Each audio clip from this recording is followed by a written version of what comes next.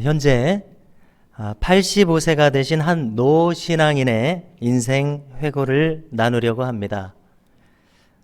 그는 전북 임실군의 관촌면 복흥리의 한 깊은 산골 출신의 인물입니다. 한 가난한 집에서 머슴의 아들로 태어났습니다. 그분은 자기 인생에 몇 번의 기적이 있었다고 말합니다. 조명을 켜주세요. 자, 위로 형님이 2분 계시고 누님이 2분이 있었는데 모두 초등학교에 들어가지 못했습니다. 자, 그런데 유독 부친께서는 자기에 이르러서는 자기를 초등학교에 입학시켜 주셨는데요. 이것이 자기의 인생에 있었던 첫 번째 기적이라고 말을 합니다. 그리고 이제 두 번째 기적이 있습니다. 그것은 13살이 되었을 때에 어머니께서 자기 손을 붙들고서 교회에 나가신 것. 이것이 두 번째 기적이라고 말합니다. 자, 교회라고는 하지만은 이제 낡은 초가집에 어른이 한 15분, 또 아이들이 한 10명 정도 있는 시골 교회였던 것입니다. 자, 그런데 이 이름 모를 교회에서 하나님의 말씀을 전하시는 이 전도사님의 설교에 큰 힘이 있어서 이 하나님의 말씀을 들을 때에 자기의 마음에 하나님께서 자기를 분명코 구원해 주셨다는 확신을 가지게 되었다고 전합니다. 자, 그런데 이제 1, 2년이 지나서 15살이 되던 해에 6.25 전쟁이 일어났습니다. 그리고 이 전도사님은 공산당에게 순교를 당하셨습니다. 자, 이 모든 일은 이분이 하나님을 가슴 깊이 모시게 되는 그러한 계기들이 되었습니다. 자, 이분은 한 가지 특별한 것을 말하는데요. 새벽 기도 시간에 가서 자기가 하나님과 대화를 하듯이 기도를 한 것이 너무나 즐겁게 자기 평생 남아있다고 말합니다. 그는 기도하기를 내가 어떻게 하면 중학교에 갈 수 있을까? 간절히 기도를 했다고 합니다. 자, 그런 다음에 그의 인생의 길이 이제 놀랍도록 펼쳐지게 되는데요. 대학을 졸업하고 유학까지 가게 되었습니다. 자, 그런데 이 유학이 조금 특이한 유학이라서 덴마크에서 자기네 나라에서 국비를 들여서 이분을 가르치게 된 것입니다. 초청해서요. 스스로 생각할 때에 그렇게 별로 머리가 좋지도 않고 또 고학을 하느라고 성적도 중간 정도밖에 가지 않는다고 말하시면서 이분은 덴마크에 이어서 이제 이스라엘 히브리 대학에 가서 박사학위까지 공부를 하게 됩니다. 덴마크에 있었을 때는 전혀 모르는 말을 6달 만에 덴마크어를 배워서 공부를 했고요. 또 히브리 대학을 졸업하고서는 동양인 최초로 벤구리온이라고 하는 대학에서 사회학을 가르치는 교수가 될 정도였다고 합니다. 그리고 이제 귀국을 합니다. 귀국을 하고 나서도 깜짝 놀랄 만한 일이 벌어지는데요. 대통령 비서실로 발령이 난 것입니다. 그리고 덴마크와 이스라엘에서 배운 경험을 토대로 새마을 운동을 하시자고 이렇게 제안을 하게 되어서 그것이 채택이 되어서 온 국가에 큰 기여를 하는 이러한 인생이 그에게 주어졌다고 말을 합니다. 국가 발전에 기여를 했습니다. 그리고 지금도 얼마든지 우리가 만일 유튜브 영상을 찾아본다면 유태영 박사의 강의를 들으실 수 있습니다. 그 중에서 특별히 유대인들은 자녀 교육을 어떻게 했는가, 이 강의를 우리가 한번 들어볼 만합니다. 그들은 인성교육에 치중하고요, 또 신앙교육에 치중하고 창의력을 길러주고 자존감을 높여주고 또 지혜를 심어준다고 역설하면서 우리도 그렇게 해야 되겠다고 그분은 말합니다. 자, 가만히 이분의 인생을 한번 들여다봤습니다. 자, 한 시골 산골 소년이죠. 그 가정에서는 상상할 수 없는 공부의 길이 지금 열렸습니다. 급기야 국가에 큰 기여를 했습니다. 많은 이들에게 유익을 줬습니다. 그야말로 복된 인생이 펼쳐졌습니다. 생각해 봅니다. 그 핵심에는 무엇이 있었을지 생각해 봅니다. 자, 저는 이렇게 떠오릅니다. 그가 그 어렸을 때 새벽 기도 시간에 하나님과 대화를 하듯이 기도하면서 그 시간을 즐겼던 것, 그가 바로 그의 인생길이 펼쳐진 핵심적인 열쇠라고 생각이 들어집니다. 자, 그분은 시골의 한 농부로 평생 살으셨어도 행복하게, 누구 부러워하지 않게 행복한 크리스찬으로 살았을 것이라고 생각이 됩니다. 주신 은혜가 어디 가겠습니까? 자, 그런데 하나님께서는 그의 인생을 이렇게 이름내고 빛내는 길로 인도하셨습니다. 자, 무엇 때문에 그의 인생이 이렇게 복되게 되었습니까? 그것은 바로 그분 안에 예수 그리스도를 모시고 있었기 때문이라고 믿습니다. 우리는 알아야 됩니다. 그 어떤 누구라고 할지라도 예수님께서 그 안에 계신 사람은 복된 인생이라는 것을 알아야 됩니다. 그리고 그 어떤 누구라도 예수 그리스도께서 그 안에 살아계시지 않는다면 그 인생은 정말 의미 없는 인생이라고 하는 것을 우리는 인정해야 합니다. 얼마나 안타까운 일입니까? 자, 오늘 우리가 성경을 함께 읽었습니다. 이 내용에서 엘리사벳은 정말 놀라운 말을 합니다. 42절에 보니까 큰 소리로 말했다고 하는데요, 이렇게 말합니다. 여자 중에 내가 복이 있으며 내 태중의 아이도 복이 있도다, 이렇게 말합니다. 자, 이것이 무슨 뜻이겠습니까? 지금 다짜고짜 갑자기 지금 마리아라고 하는 친척이 왔습니다.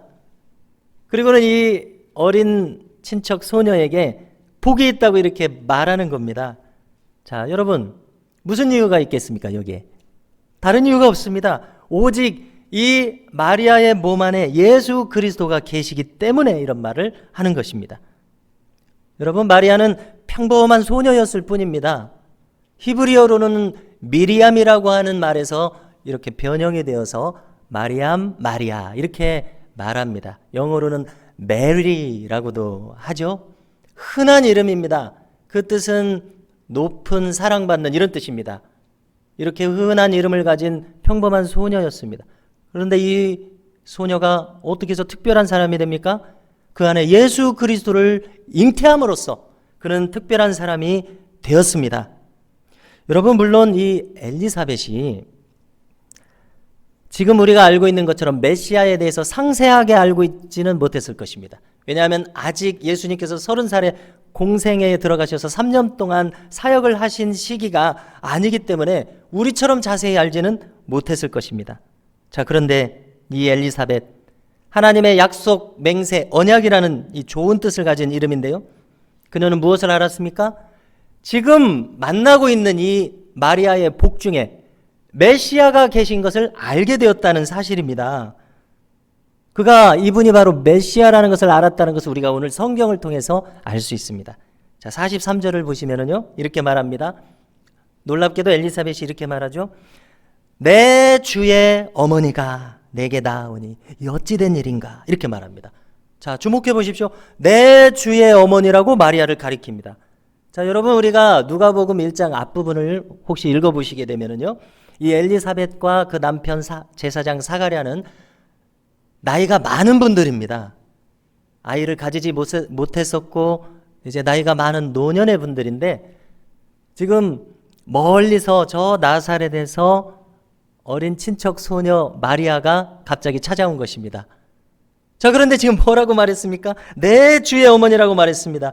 저도 지금 믿을 수가 없어서 헬라어 성경을 한번 찾아봤습니다. 그랬더니 정말 주님이라고 돼 있더라고요. 어머니라고 돼 있고요. 내 주님의 어머니, 정말 그렇게 돼 있습니다. 여러분, 이 노년의 엘리사벳이 지금 이 10대의 마리아에게 주님의 어머니가 찾아오시니 이 어찌 된 일인가, 지금 이렇게 말한 것입니다. 여러분, 어떻게 이것이 가능하겠습니까? 마리아의 복중에 잉태된 이 아기를 어떻게 이렇게 메시아라고 똑똑하게 알아볼 수가 있느냐는 겁니다. 여러분, 이것은 단연코 인간의 힘으로는 불가능합니다. 그럼 어떻게 알게 되었습니까? 이것은 오직 성령님께서 알게 하여 주심으로 이것을 깨닫고 이렇게 큰 목소리로 말하게 된 줄로 믿습니다. 여러분, 우리가 성경을 보시게 되면은요, 이제 고린도전서 12장 3절을 찾아서 말씀드리겠습니다. 바울은 이렇게 말하는데요, 성령으로 아니하고는 누구든지 예수를 주시라 할 수 없느니라 말합니다. 그리고 또 마태복음 16장 17절에서도 예수님께서 말씀하십니다. 베드로에게 이렇게 말씀하십니다. 우리가 잘 아시죠? 바요나 시몬아, 내가 복이 있도다. 이를 내게 알게 하니는 혈육이 아니요 하늘에 계신 내 아버지시니라. 자, 여러분, 무슨 뜻입니까?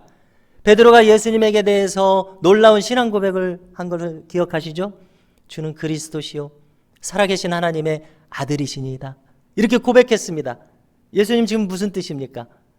네가 그런 놀라운 말을 했는데 너 스스로 한 말이 아니라 하나님이 알게 하셔서 네가 한 말이로다. 이렇게 말씀하신 것입니다. 그렇죠? 여러분, 결코 너 스스로는 생각할 수 없는 그 말, 하나님이 알게 하심으로 하게 하셨다는 겁니다. 여러분, 만일 우리도 우리의 심령의 깊숙한 곳에서부터 정말 예수님께서는 저의 구세주십니다, 이런 고백을 하게 된다면 그것은 하나님께서 하게 하지 않으시면 불가능한 줄로 믿습니다. 여러분, 만일 우리가 정말 예수님에 대해서 성경이 고백하는 것처럼 주님은 저의 신랑이십니다, 저는 신부입니다, 이렇게 고백하고요, 주님은 정말 저의 참 포도나무십니다, 그리고 저는 그 원줄기에 붙어있는 가지입니다, 그래서 저의 인생에는 앞으로 참다운 열매들이 많이 열릴 것입니다, 정말 우리가 이렇게 믿고 고백하지 않습니까? 이것은 바로 성령님께서 알게 하셨기 때문에 이렇게 고백하게 될 줄로 믿습니다. 만약에 성령님께서 이 마음을 주시면은 입이 만 개라도 그런 말이 나올 수가 없는 것이지 않겠습니까? 이렇게 성령님의 역사가 우리 마음에 깨닫게 하시는 역사가 너무나도 중요한 것을 알 수 있습니다. 마찬가지로 앞으로 내가 내 인생길을 오직 예수님 안에서 살겠노라고 결심하게 된다면 그것은 성령님께서 주신 생각임을 믿으시기 바랍니다. 더 나아가서 내 모든 인생길을 오직 이제 예수님과 일일이 상의하며 그분께 기도하면서 이루어 나아가겠다는 생각이 든다면 그것이야말로 성령께서 주신 생각입니다. 왜 그렇습니까? 성령으로 아니하고는 누구든지 예수를 주시라 할 수 없기 때문입니다. 이것이 바로 바울의 깨달음이었습니다. 그리고 조금 전에 베드로의 깨달음이었습니다. 그리고 오늘 성경에 엘리사벳이 깨닫고 하는 말입니다. 성령 하나님에 의해서 말입니다. 여러분, 그런데 이 엘리사벳이 이 지금 복중의 아이가 메시아이신 것, 나의 주님이라고 고백할 정도로 확연하게 깨달은 그 배경이 있습니다. 여러분, 아무리 하나님이시라도 인간의 생각을 거슬러서 로봇의 버튼을 누르듯이 그냥 하루아침에 깨닫게 하시는 것은 인간의 자율성을 침해하시는 것이죠. 우리에게 의지의 자유를 주시지 않았습니까? 우리 스스로 깨닫게 하는 그런 과정이 있는데요. 지금 엘리사벳이 깨닫게 하는 과정이 있었던 것을 살펴볼 수가 있습니다. 이 노년의 제사장 사가랴와 엘리사벳은 모두 아론의 후손 제사장 가문이었습니다. 자, 사가랴라는 이름 뜻도 너무 귀한 뜻이더라고요. 자카르라는 말이 기억하다는 뜻이고 야는 여호와 하나님을 가리킵니다. 여호와 하나님을 기억하라, 이런 좋은 뜻이더라고요. 자, 그가 이제 아비야라고 하는 가문의 반열이어서 성전에서 제사장들이 섬기려면 24 가문으로 나눠서 자기 반차가 되어야 성전에서 섬기게 되는데요. 지금 오늘 누가복음 1장 보니까 사가랴가 자기가 섬길 이 차례가 돼서 성소에 들어가서 특별히 그 학자들은 어떻게 설명하냐면 그렇게 수만의 레위인들 중에서 성소에 들어가서 분향단에 분향을 하려면은 제비를 뽑아서 한다는 겁니다. 우리 이스라엘 사람들은 꼭 제비를 뽑아서 한다고 합니다.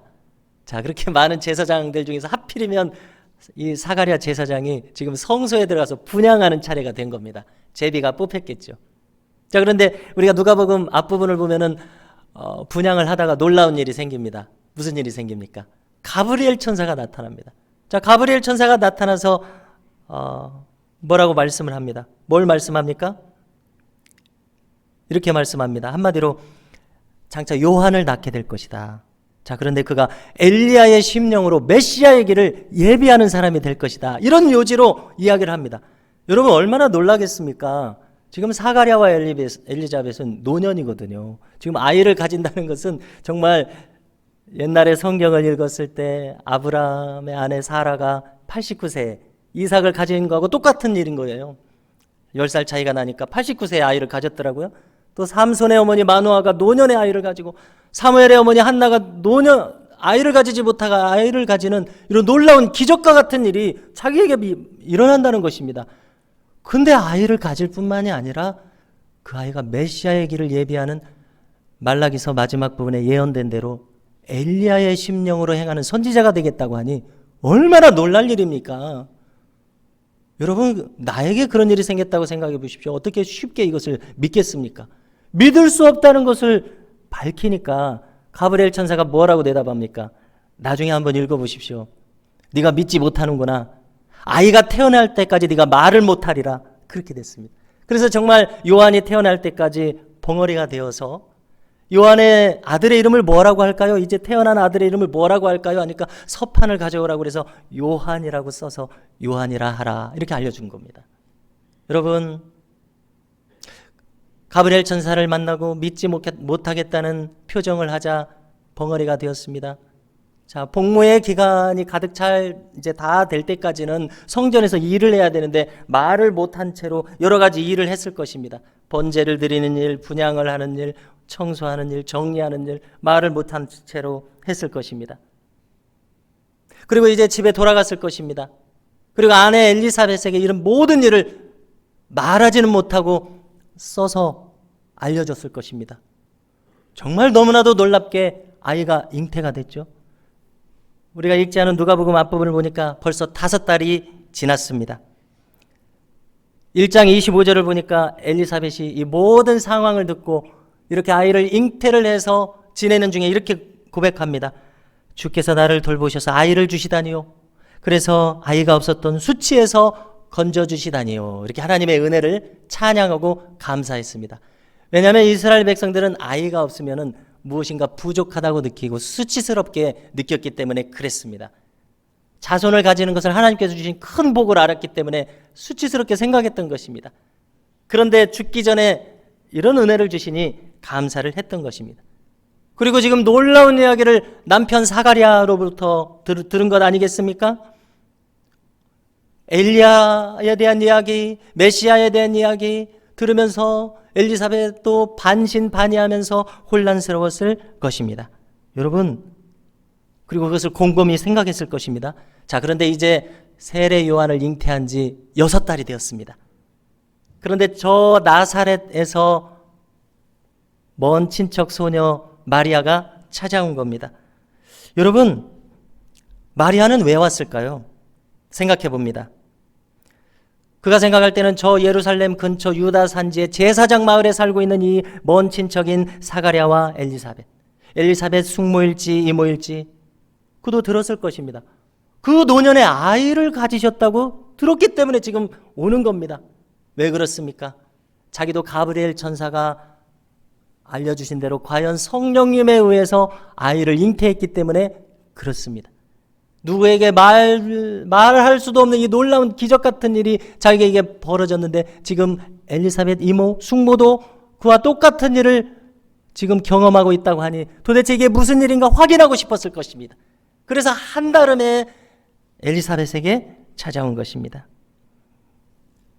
이렇게 노년이신데 어떻게 아이를 가지시게 되었을까? 한번 가봐야 되겠다. 마리아가 도착했습니다. 문안을 합니다. 그러니까 엘리사벳이 듣고 나옵니다. 듣고 나오는 중에 복중의 세례 요한이 뛰놉니다. 아이의 태동을 느낍니다. 자, 노년에 임신한 것이지만 아이가 기분 좋아서 뛰노는 것은 엄마의 직감으로 알게 되는 것 아니겠습니까? 그리고 오늘 말씀을 보니까 성령으로 충만케 되어서 성령께서 주시는 직감으로 이 모든 일을 한꺼번에 알게 됩니다. 큰 소리로 외칩니다. 아까 함께 거론했던 것처럼 여자 중에 내가 복이 있으며 내 태중의 아이도 복이 있도다 말합니다. 그리고 내 주의 어머니가 나에게 나오니 이 어찌된 일인가. 여러분 무엇입니까? 엘리사벳은 성령님의 깨닫게 하심으로 깨닫게 된 것입니다. 복중의 아이가 반기는 것을 통해서 깨닫게 됐습니다. 남편 사가랴는 천사의 전언을 믿지 못해서 벙어리가 됐지만 아내 엘리사벳은 복중의 아이가 뛰노는 것을 통해서 모든 것이 깨달아지고 이해가 됐습니다. 그래서 큰 소리로 외쳤습니다. 메시아의 어머니에게 엘리야와 같은 선지자의 어머니가 외칩니다. 주님께서 하신 말씀이 반드시 이루어지리라고 믿은 그 여자에게 복이 있도다. 이렇게 말합니다. 성도 여러분, 우리가 꼭 기억할 수 있었으면 좋겠습니다. 우리가 인생길을 살아가면서 전부 다 복된 사람으로 살아가기를 원하시지 않습니까? 여기 평범한 소녀 마리아가 복된 여인이 된 것처럼 우리도 복된 인생으로 살아가고 싶지 않으십니까? 그러면 어떻게 해야 됩니까? 우리도 복된 인생이 되려면 여기 복이 있도다 말을 듣는 마리아처럼 우리 안에 예수님께서 살아계셔야 될 줄로 믿습니다. 전심으로 우리의 온 인생을 다해서 예수님을 우리의 심령에 모신다면 반드시 우리의 인생도 복되게 될 줄로 믿으시기 바랍니다. 놀라운 연구 결과가 있어서 그것을 나누려고 합니다. 뉴욕시의 교육위원회가 이제 컴퓨터로 조사를 한 것입니다.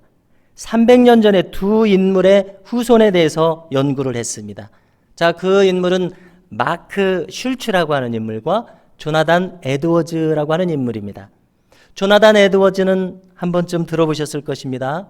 미국의 대각성 부흥시기라고 하는 시기에 미국 전역에 큰 부흥을 일으켰던 목사님이십니다. 자, 그분의 후손들과 마크 슐츠라는 분의 후손을 비슷한 수 한 1000명 정도씩을 연구를 한 것입니다. 자, 청운의 꿈을 안고 신대륙으로 건너온 이분들은 여기에서 성공하고자 청운의 꿈을 펼치려는 인생관을 가지고 있었습니다. 그런데 서로 다른 인생관을 가지고 있었습니다. 이 슐츠라고 하는 분은 큰 돈을 벌어서 후손들이 돈 없다는 소리를 안 듣게 해야 되겠다, 이런 결심을 했습니다. 술집을 차렸습니다. 정말 큰 부자가 됐습니다. 이런 인생관을 가졌습니다. 자, 그러나 조나단 에드워즈는 내가 이제 신앙의 자유를 찾아서 왔으니 여기서 정말 예수님을 바르게 믿어야 되겠다 생각하고 신학교에 가서 목사님이 되었습니다. 자, 150년이 지났습니다. 5대의 후손을 조사했습니다. 컴퓨터로 그 후손들의 살아가는 모습을 조사했습니다. 자, 슐츠의 자손들은 이런 내용을 가집니다.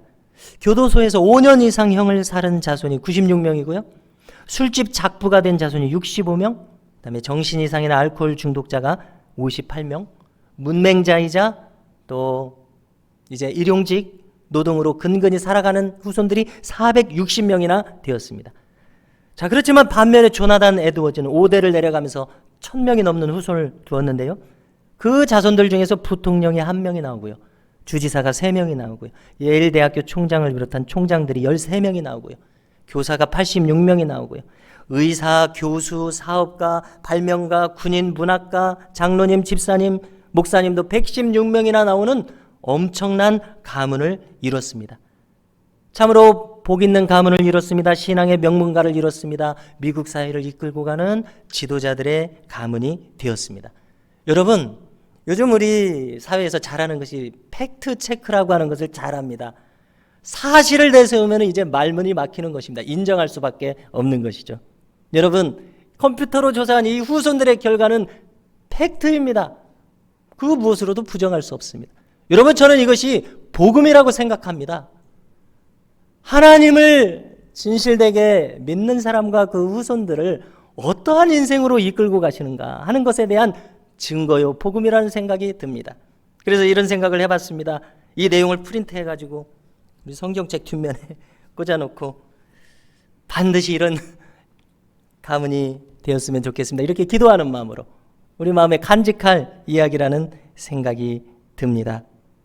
여러분, 이 내용을 누구나 듣고 그분이 바보가 아닌 이상 어떤 가문이 되어야 되겠다고 하는 것은 답은 명백한 것 아니겠습니까? 그러면은 이런 복된 가정이 되고 자신이 되고 이 땅에서 복될 뿐만 아니라 그리스도인들의 복은 무엇입니까? 저 영원한 나라에서 영원한 복을 누리는 것이 우리의 참된 복인 줄로 믿습니다. 이 땅에서도 저 나라에서도 하나님을 모시고 하나님께 감사하면서 그 영광스러움을 마음에 품고서 살아가는, 그래서 이 세상의 물질이나 이 세상의 어떤 명예나 이런 것에 현혹되지 않는, 중심이 바로 서서 오직 하나님만 바라보고 나아가는, 오직 행복이 무엇인 것을 알고 그것을 향하여서 나아가는 흔들림 없는 사람들, 바로 이 사람들이 크리스찬들인 줄로 믿습니다. 그리고 이 사람들은 바로 그의 심령 안에 예수 그리스도께서 계심으로 이렇게 살아갈 수 있는 사람들인 줄로 믿습니다. 여러분, 우리 모두가 예수님을 우리 안에 모심으로써, 그리고 우리 주변에 있는 사람들도 나를 바라보면서 이렇게 말하는 겁니다. 참 주님을 믿는 당신의 삶이 정말 복되군요. 주위 사람들도 인정할 수 있는 이와 같은 삶, 우리가 이렇게 주변으로부터 이렇게 일컬어질 수 있는 삶, 이렇게 복된 삶을 살아가시는 저와 여러분들이 다 되실 수 있기를 주님의 이름으로 축복합니다.